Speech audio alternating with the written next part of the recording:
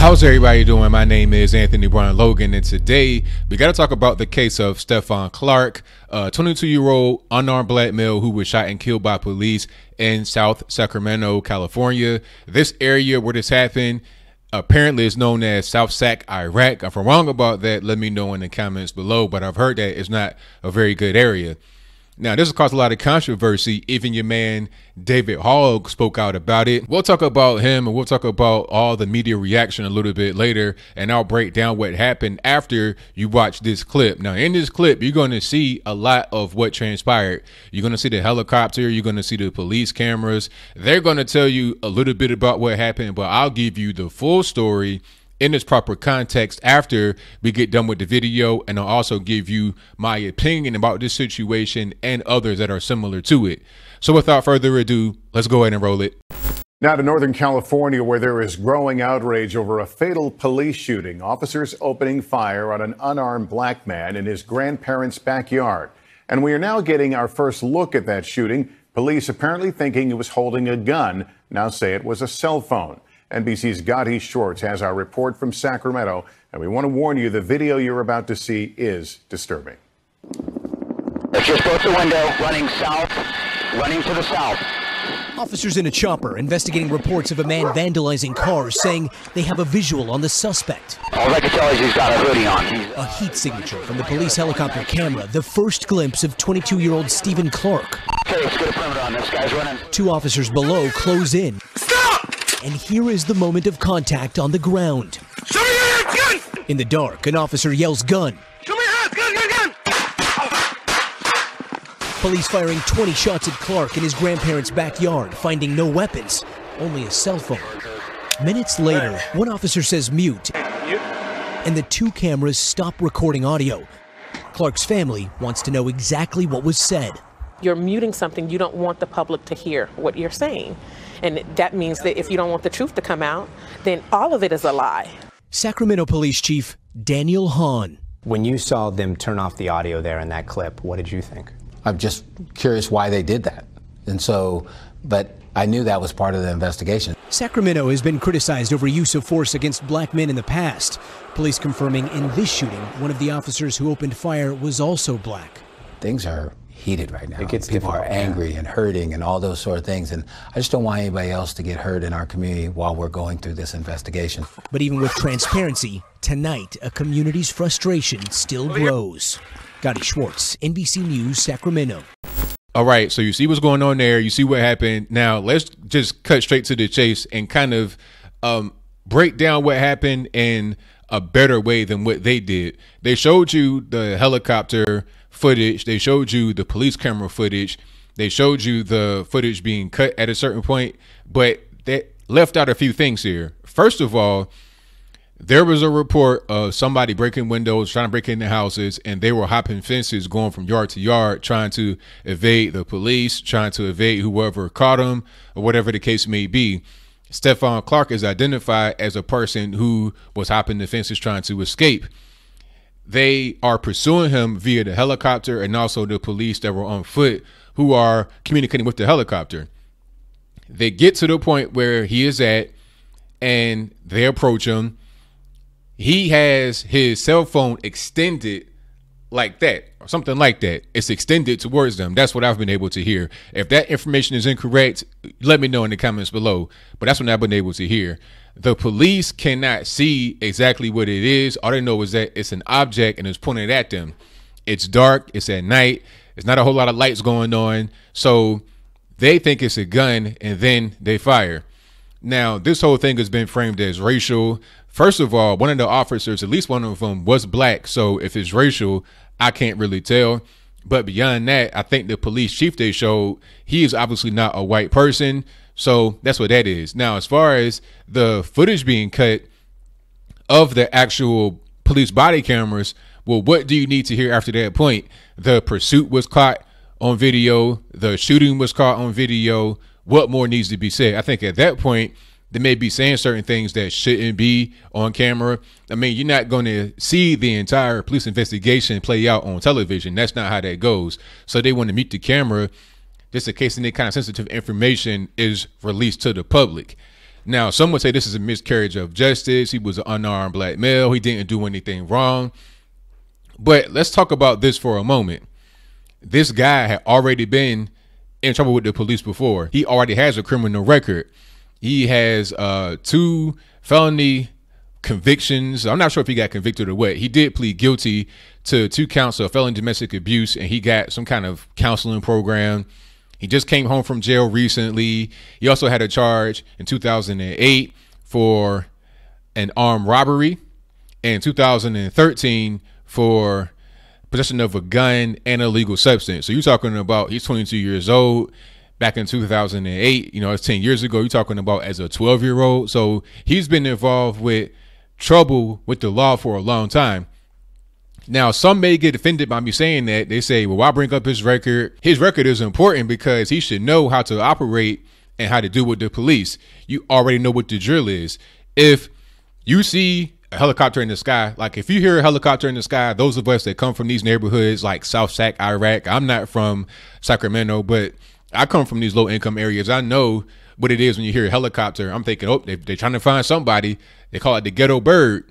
You know what that is. And if you're hopping fences and stuff like that, you maybe even hear sirens. You know what it is. You're not going to point your phone at the police. Okay. You should know what's happening at that point. Now, he was in his own backyard. Yes, that's unfortunate, but you should know how to handle yourself since you already been in trouble with the police before. You know how the routine goes. And the other guy, the bomber in Austin, and also the guy that was in Florida, everybody knew that he was a problem. The police have been caught on him like 38 times. That was the issue. That was a ball drop by the FBI. So you bring up his record to show, hey, the ball was dropped when you're talking about the FBI doing their job to do something. Nothing was done in his case, and that was an obvious fault of law enforcement. So you can blame them for that. But the police were called on them constantly over and over and over again. Now, as far as the Austin bomber, people want to say, well, he was a quiet young man, may have been in trouble. Well, that's all that we know so far. There's no evidence of any kind of terrorism, no evidence of any kind of hate or targeting people because of their race. None of these things exist.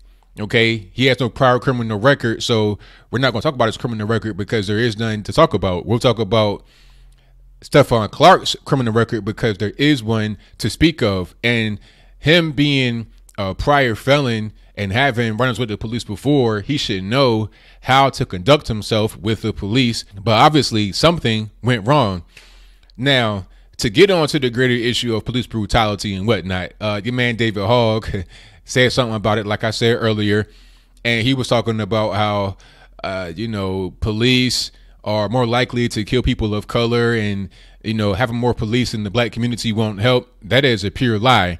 CNN and all these other alphabet organizations should be ashamed of themselves for using this boy to push these narratives, because I know that this kid probably does not even really know about 80% of what he's talking about. He's given talking points and put out there like a puppet to say certain things to certain people. Now, I don't know if this is because he's been hired by the government. His father at one point was in the FBI. He was an FBI agent. So I don't know if it's because of that. Whatever the case may be, I think I'm seeing somebody that's being coached for whatever the reason. And his talking points are wrong.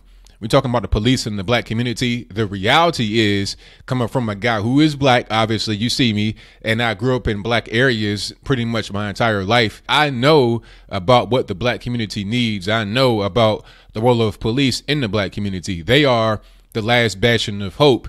What are you to do with a place that has 70 to 80 to 90% single mothers?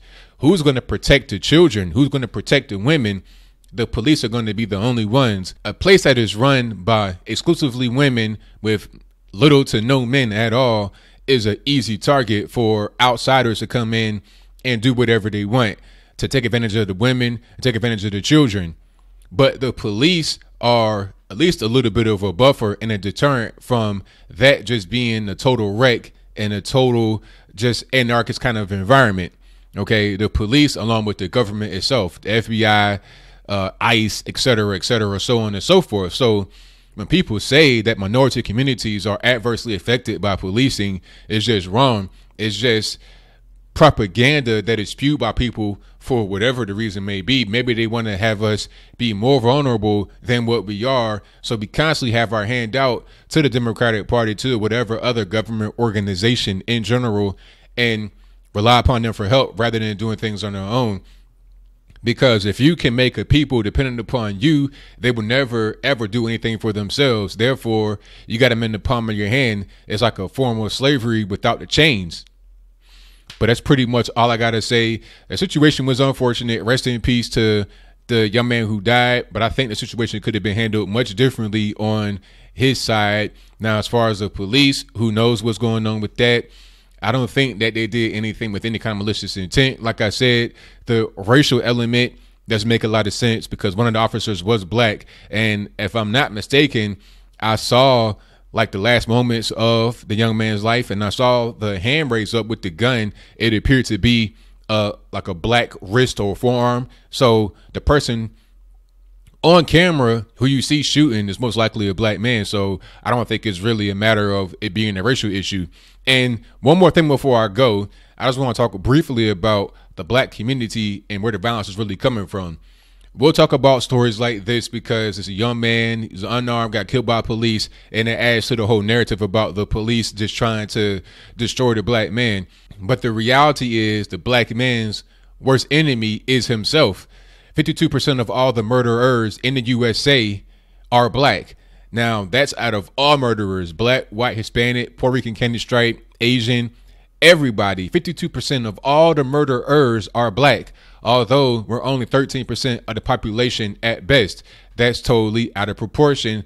No other race has that kind of issue going on. And we're also 48% of all the victims, although we're only 13% of the population. And 95% of black folks who are killed by somebody that's black, which means that we have a very high rate of black on black violence that trumps everything else. That's why that term is used, because it's such a problem and it's so out of proportion compared to white on white, Asian on Asian, Hispanic and Hispanic. Okay. The problem is so big that we kill each other at 3 to 4 times our population percentage. It's crazy. So that right there is the biggest problem. The leading cause of death for black males age 15 to 34 is homicide, which leads all other people. And like I said, 95% of that is at the hand of each other. So before we want to go blaming police, before we want to go blame the white man and white supremacy, let's take a look in the mirror. But whatever your comments are, please let me know in the comments below. And that's all I got to say for this video. If you like what you heard, please comment, rate, share, and subscribe. Peace.